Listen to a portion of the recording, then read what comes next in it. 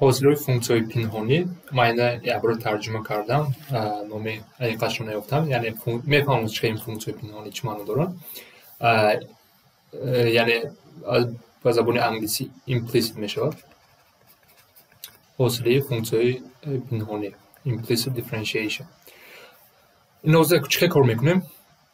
اول فهمونم چی نمودیم اگر ما این نمود ده باشیم این فونکسیون که ما تا حاضر کار کردیم یعنی f از x برابر x کوادرات جمع x یا اینکه ما این نوشته میتونم x کوادرات جمع x y هم وقت به x وابسته است یعنی یک طرف ما هم وقت y است دیگر طرف ما هم وقت با عددهای x ها هستن این نمودی فونکسیون یک بار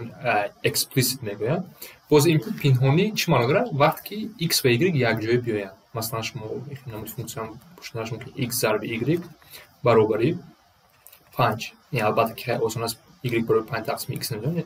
یعنی مقصدی که ما وقتی x و y در یک طرف میبینن یک جای میبینن در فونکسیون آمیخته میبینن یا اینکه مثلا میشود x کوادرات ضرب y جمع y در درجه 5 ضرب ریشه x برابر 100 مثلا این نمودی فونکسیون این همش وقتی x و y یک جای آمیخته میبینن این نامشون پنهانی implicit یعنی معلوم نیست y بر چی وابسته y به چی برابر است لیکن ما می‌دونیم که y در اینجا همون نمود سوال هم وقت به x وابسته است از جهت x است یعنی فونکسیون y آورده هم وقت از جهت x است اکنون ما حاصل همین نمود فونکسیون رو می‌بینیم در اینجا ما البته دو رو موندم چقدر که می‌بینیم فونکسیون این y برابر یک چه یکی ما می‌دونیم که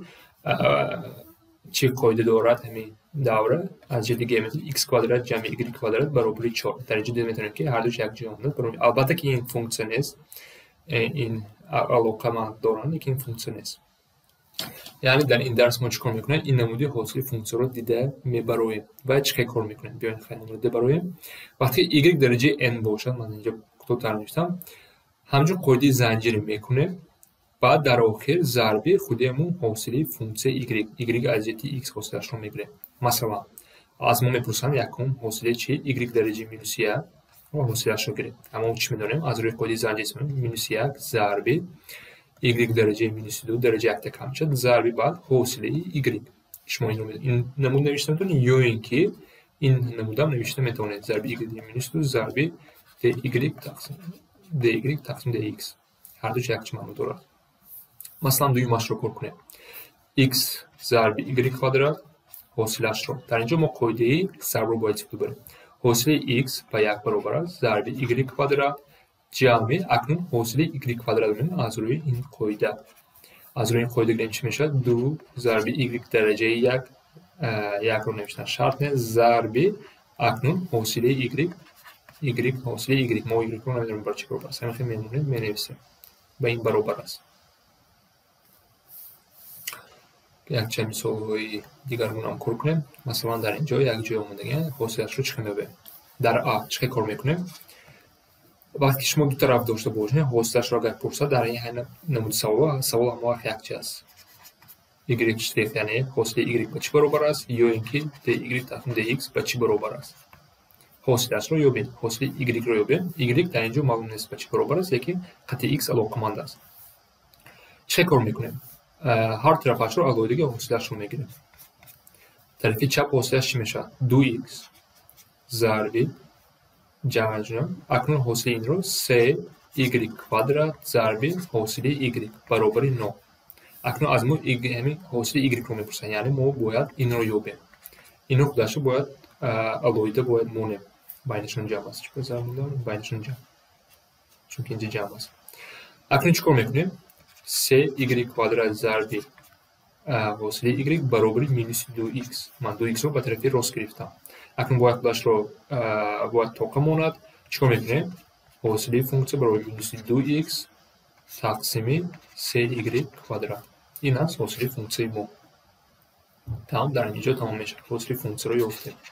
از من چی پرسیدن همون رو یافتیم دویمش رو کار کنیم در اینجا هم یک خیلی است حاصل y رو میپرسد هر طرفش رو حاصلش رو میگیریم طرف راست البته که 0 میشه چون که عدد است این طرف چپ رو کار کنیم حاصل x یک جمع اکنون در اینجا باید ضرب رو استفاده بریم این چی میشود 2x ضرب y جمع x کوادرات خود یکم فونکسیون ضرب حاصل y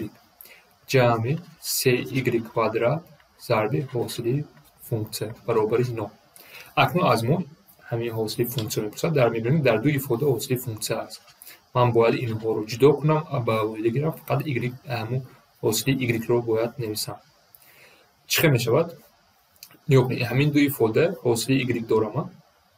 y штрих. ҳаминро аз қавс берун гирам. ва як ҷамъи 2x ино y штрих надоранд, ино ба тарафи рост гирам. чӣ хел мешавад? ин баробари x квадрат ҷамъи 3y квадрат баробар аст. дигар ифодаро ба тарафи рост гирам. минуси 1 минуси 2xy. акнун нигоҳ кунед, аз қавс ки берун гирифтам, ман инро худоша алоҳидаги монда метавонам агар ҳар тарафро ба x квадрат ҷамъи 3y квадрат тақсим кунам. ин мешавад баробари минуси 1 минуси 2xy тақсими x квадрат ҷамъи 3y квадрат. ҳамин аст ҳосили функсияи мо.